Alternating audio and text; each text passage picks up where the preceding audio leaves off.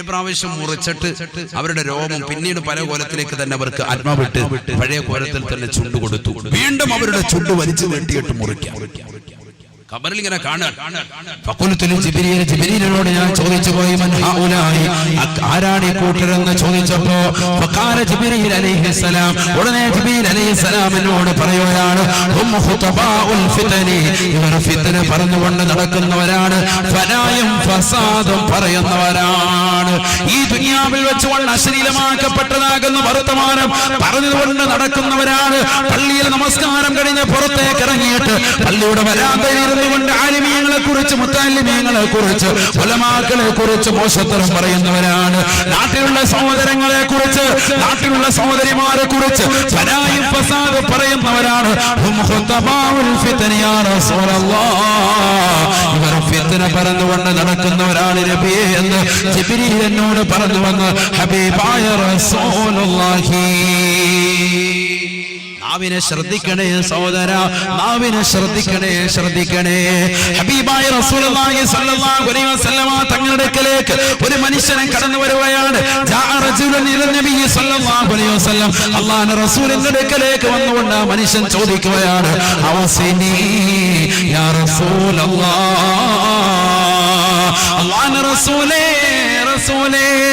എന്നെ ഒന്ന് ഉപദേശിക്കണേ നബിയേ, എനിക്ക് മാർഗനിർദ്ദേശനം നൽകണം നബിയേ എന്ന് അല്ലാഹുവിന്റെ റസൂലിനോട് പറഞ്ഞപ്പോ ഫഖാല റസൂലുള്ളാഹി സ്വല്ലല്ലാഹു അലൈഹി വസല്ലം, അല്ലാഹുവിന്റെ റസൂൽ ആ സ്വഹാബിയെ ഉപദേശിക്കുകയാണ്, ആഖിദം ബിലിസാനിഹി ബിയദിൽ യുസ്റാ, തന്റെ ഇടത് കൈ കൊണ്ട് നാവിനെ പിടിച്ചുകൊണ്ട് പറയുകയാണ്, കുഫ്ഫൻക ഹാദാ, ഈ നാവിനെ അനാവശ്യങ്ങളെ തൊട്ട് സംരക്ഷിക്കണേ, അനാവശ്യമായ കാര്യങ്ങളെ തൊട്ട് ഈ നാവിനെ നീ കാത്തു സംരക്ഷിക്കണേ. ഹബീബായ നബി തങ്ങൾ കൊടുക്കുന്ന ഉപദേശമാണ്, എന്നെ ഒന്ന് ഉപദേശിക്കണേ എന്ന് പറഞ്ഞപ്പോ പ്രവാചകർ കൊടുത്ത ഒരേ ഒരു ഉപദേശം,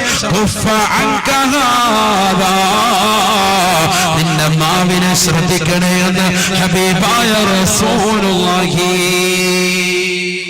സല്ലല്ലാഹു അലൈഹി വസല്ലം. അല്ലാഹു നമ്മളെ കാത്തിരക്ഷിക്കട്ടെ. നാവ് ശ്രദ്ധിക്കണം, നാവ് വളരെ ശ്രദ്ധിക്കേണ്ടതാണ്. ഹബീബായ റസൂലുള്ളാഹി സ്വല്ലല്ലാഹു അലൈഹി വസല്ലമ തങ്ങൾ പറഞ്ഞില്ലയോ, പ്രവാചകർ സ്വല്ലല്ലാഹു അലൈഹി വസല്ലമ തങ്ങൾ മരിച്ചു കിടക്കുന്ന ഒരു വ്യക്തിയുടെ വീട്ടിലേക്ക് അല്ലാഹുവിന്റെ റസൂൽ മരണ വീട്ടിലേക്ക് ചെല്ലുകയാണ്. മരിച്ചു കിടക്കുകയാണ്, സ്വഹാബി വര്യനാണ്.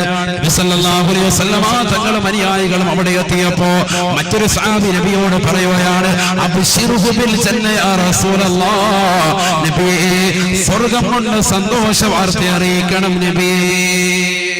അബ്ശിറുഹു ബിൽ ജന്ന യാ റസൂലല്ലാഹ്, തങ്ങൾ സ്വർഗ്ഗം കൊണ്ട് ധാരാളം സ്വഹാബത്തിനെ സന്തോഷ വാർത്ത അറിയിച്ചതല്ലേ, ഇദ്ദേഹത്തെ ഒന്ന് സ്വർഗ്ഗം കൊണ്ട് സന്തോഷ വാർത്ത അറിയിക്കണേ സയ്യിദുനാ റസൂലുള്ളാഹി. അല്ലാഹുവിന്റെ റസൂൽ സല്ലല്ലാഹു അലൈഹി വസല്ലം തങ്ങളോട് പറയാൻ ഫഖാല റസൂലുള്ളാഹി സല്ലല്ലാഹു അലൈഹി വസല്ലം, ഹബീബായ റസൂലുള്ളാഹി സല്ലല്ലാഹു അലൈഹി വസല്ലം തങ്ങളോട് പറഞ്ഞു അത്രേ, ലാ ഇല്ല സാബാ ഇല്ല സാബാ, ഞാൻ ഇദ്ദേഹത്തെ സ്വർഗം കൊണ്ടോ നരകം കൊണ്ടോ ഒന്നുകൊണ്ടും പറയാൻ ഞാനില്ല. എന്തേ കാരണമെന്നറിയുമോ, ഫലഅല്ലഹു യതകല്ലമ ഫീമാ ലാ യഅനി, ജീവിച്ചിരിക്കുന്ന കാലഘട്ടത്തിൽ അനാവശ്യമാകുന്ന വർത്തമാനങ്ങൾ അദ്ദേഹം പറഞ്ഞിട്ടുണ്ടാകാം. അതുകൊണ്ട് ഇദ്ദേഹത്തെ കുറിച്ച് സ്വർഗത്തിലാണെന്ന് പറയാൻ ഈ മുഹമ്മദില്ല എന്ന് ഹബീബായ റസൂലുള്ളാഹി. ജീവിച്ചിരിക്കുന്ന കാലഘട്ടത്തിൽ അനാവശ്യമാകുന്ന വർത്തമാനം പറഞ്ഞിട്ടുണ്ടാവാം, അതുകൊണ്ട് ഇദ്ദേഹം സ്വർഗത്തിലാണെന്ന് പറയാൻ ഞാനില്ല സയ്യിദുനാ റസൂലുള്ളാഹി. ശ്രദ്ധിക്കണം, നാവ് ശ്രദ്ധിച്ചില്ലെങ്കിൽ എന്താ പ്രശ്നം? ഖബറിനുള്ളിൽ ഞാൻ ചില ആളുകളെ കണ്ടു, അവരുടെ ചുണ്ടുകളെ കീറി മുറിക്കുന്നതായിട്ട് കത്രി കൊണ്ട്, ചൂടുള്ള കത്രി കൊണ്ട് സയ്യിദുനാ റസൂലുള്ളാഹി. അല്ലാഹു നമ്മളെ കാത്തിരക്ഷിക്കട്ടെ. ഉറക്കെ പറയുന്ന ആമീൻ. അല്ലാഹു നമ്മളെ കാത്തിരക്ഷിക്കട്ടെ. ഹബീബായ റസൂലുള്ളാഹി സ്വല്ലല്ലാഹു അലൈഹി വസല്ലമ തങ്ങൾ ഓർമ്മപ്പെടുത്തുകയാണ്, അല്ലാഹുവിന്റെ റസൂൽ സല്ലല്ലാഹു അലൈഹി വസല്ലമ തങ്ങൾ സ്വഹാബത്തിനോട് പറയുകയാണ്, അല്ലയോ സ്വഹാബാ, ഇദ്ദേഹം സ്വർഗ്ഗത്തിലാണെന്ന് പറയാൻ ഞാനില്ല. എന്തേ കാരണം? ഫലഅല്ലഹു യതകല്ലമ ഫീമാ ലാ യഅനി, ജീവിച്ചിരിക്കുന്ന കാലഘട്ടത്തിൽ അദ്ദേഹം എന്തൊക്കെ അനാവശ്യങ്ങൾ പറഞ്ഞു എന്ന് എനിക്കറിയില്ല സയ്യിദുനാ റസൂലുള്ളാഹി. അതുകൊണ്ട് അദ്ദേഹം സ്വർഗത്തിലാണെന്ന് പറയാൻ എന്നെ കിട്ടൂല ഹബീബ് റസൂലുള്ളാഹി സ്വല്ലല്ലാഹു അലൈഹി വസല്ലം. അല്ലാഹു നമ്മളെ കാത്തിരക്ഷിക്കട്ടെ. അല്ലാഹു നമ്മളെ കാത്തിരക്ഷിക്കട്ടെ. ഹബീബായ റസൂലുള്ളാഹി സ്വല്ലല്ലാഹു അലൈഹി വസല്ലം തങ്ങളെ വീണ്ടും പറയാം. ഇവിടെ ശ്രദ്ധിക്കുക. ഹദീസാണ് ഓതി പറയുന്നത്, നല്ലതുപോലെ ശ്രദ്ധിക്കുക. നബി സല്ലല്ലാഹു അലൈഹി വസല്ലം തങ്ങൾ വീണ്ടും ഓർമ്മപ്പെടുത്തുകയാണ്. അല്ലാഹുവിന്റെ റസൂൽ പറയുകയാണ്, മറർതു ബിഖൗമിൻ, ഒരു സമൂഹത്തിന്റെ അരികിലൂടെ ഞാൻ നടന്നു പോയപ്പോ ആ സമൂഹത്തോട് അല്ലാഹുവിന്റെ റസൂൽ പറയുകയാണ്, തഖല്ലലൂ, നിങ്ങളൊന്ന് പല്ലുകുത്തണേ, പല്ലുകുത്തണേ, നിങ്ങളൊന്ന് പല്ലുകുത്തണേ. സയ്യിദുനാ റസൂലുള്ളാഹി. പല്ലുകുത്താൻ എപ്പോഴാ പറയാ? നല്ല മട്ടനും ബീഫും ഒക്കെ അടിച്ചിട്ടുണ്ടെങ്കിലാണ് അവരോട് എന്ത് പറയുന്നത്, പല്ലുകുത്താൻ പറയാം. ഭക്ഷണം കഴിച്ചിട്ടില്ല എല്ലാവരും? ഭക്ഷണം കഴിക്കാത്തവരൊന്ന് കൈ ഉയർത്തിക്കോ, നോക്കട്ടെ ആരാ ഉള്ളത്. നിങ്ങൾ കഴിച്ചില്ലേ? ഇവിടെ ശ്രദ്ധിക്കുക, ആരാ ഉള്ളത്? ഭക്ഷണം കഴിക്കാത്തവരുണ്ട് ഈ കൂട്ടത്തിൽ? ഉണ്ട്. അള്ളാഹു, കൊച്ചു കുട്ടികളൊക്കെ ധാരാളം. അപ്പൊ വേഗം നിർത്തണം എന്നാണ് പറഞ്ഞതിന്റെ അർത്ഥം. അതിനാണത് ചോദിച്ചത്. കുട്ടികളൊക്കെ വിശന്നിരിക്കാന്ന് പറഞ്ഞാൽ പിന്നെ അവള് 2 മണിക്കൂറായി, കണ്ടില്ലേ? 10:30 സമയം പോയത് അറിഞ്ഞില്ല. 2 മണിക്കൂർ കഴിഞ്ഞു. 8:30 തുടങ്ങിയത്. അള്ളാഹു നമുക്ക് നാഫിയരുമിനെ തരട്ടെ. താങ്കൾ വരട്ടെ. ഞാൻ വളരെ ഇന്നിപ്പോ യാത്ര പോകണ്ട. ഇന്ന് സത്യം പറഞ്ഞ് വാതിൽ കട്ടാക്കിയിട്ട് പോകണമെന്നൊക്കെ കരുതിയിരുന്നു. പക്ഷേ ഇവിടെ ഇവർ 3 മാസം മുമ്പ് പബ്ലിസിറ്റി ഒക്കെ ചെയ്ത് ഇവർ ഇത്രയും കഷ്ടപ്പെട്ടപ്പോൾ നമ്മളിവിടെ വരാതിരിക്കുന്നത് ശരിയല്ല. ഇന്ന് ഒമാനിലേക്ക് പോകേണ്ടതാണ്. ഇന്ന് ടിക്കറ്റ് എടുത്ത ഞാൻ ആ ടിക്കറ്റ് രാവിലത്തേക്കാക്കി. ഇപ്പൊ രാവിലെ ഇന്നിപ്പോ വാതിൽ കഴിഞ്ഞാൽ ഉടനെ ഇവിടുന്ന് പോകണം, ഒമാനിലേക്ക് പോകണം. മംഗലാപുരത്ത് നിന്ന് ഫ്ലൈറ്റ് കറക്റ്റ് ചെയ്തിരിക്കും. 3 ദിവസം. ഇനി നാളെ ഇൻഷാ അല്ലാഹ് ഈ സമയത്ത് സലാലയിലാണ്. അള്ളാഹു നമുക്ക് ആഫിയത്ത് നൽകട്ടെ. സലാല വളരെ പുണ്യഭൂമിയാണ്. കേരളം പോലെ തന്നെ തെങ്ങും സംഭവങ്ങളും ഒക്കെ അവിടെ ഉണ്ട്. അതുപോലെ തന്നെ ബഹുമാനപ്പെട്ട ചേരമാൻ പെരുമാൾ റളിയല്ലാഹു അൻഹു അദ്ദേഹത്തിന്റെ മഖാം അവിടെയാണ്. അവിടെ പോയി ഇൻഷാ അല്ലാഹ് സിയാറത്ത് ചെയ്യും. അള്ളാഹുരുടെ ഒക്കെ പൊരുത്തം നമുക്ക് നൽകി അനുഗ്രഹിക്കട്ടെ.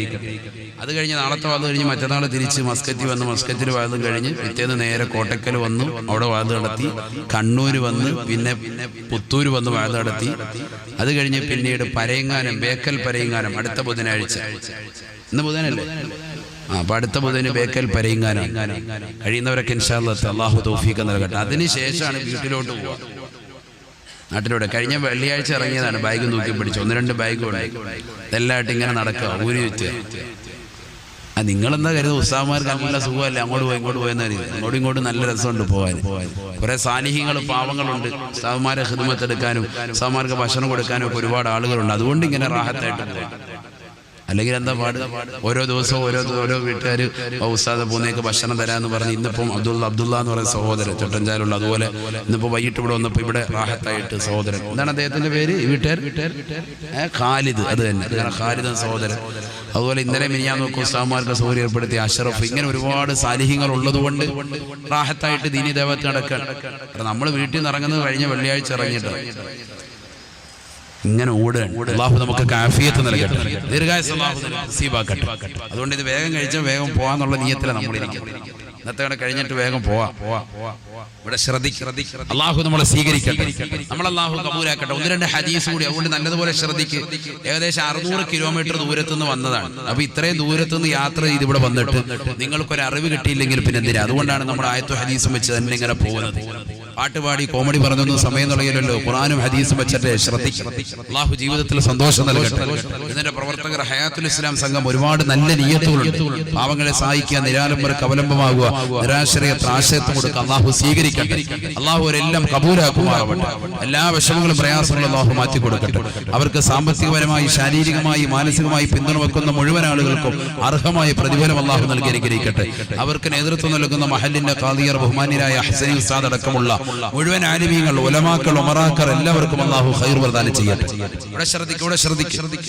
ഹബീബായ റസൂലുള്ളാഹി സ്വല്ലല്ലാഹു അലൈഹി വസല്ലം തങ്ങൾ ഒരു കൂട്ടം സമൂഹത്തിന്റെ അരികിലൂടെ നബിതങ്ങൾ പോയപ്പോൾ നബിതങ്ങൾ അവരോട് പറഞ്ഞു, നിങ്ങളൊന്ന് പല്ല് കുത്തണം കേട്ടോ, പല്ല് കുത്തുക, പല്ല് കുത്ത്. സയ്യിദുനാ റസൂലുള്ളാഹി തഖല്ലലു ഫഖാലൂ മാ തഅംന ലൗമ തആമാ.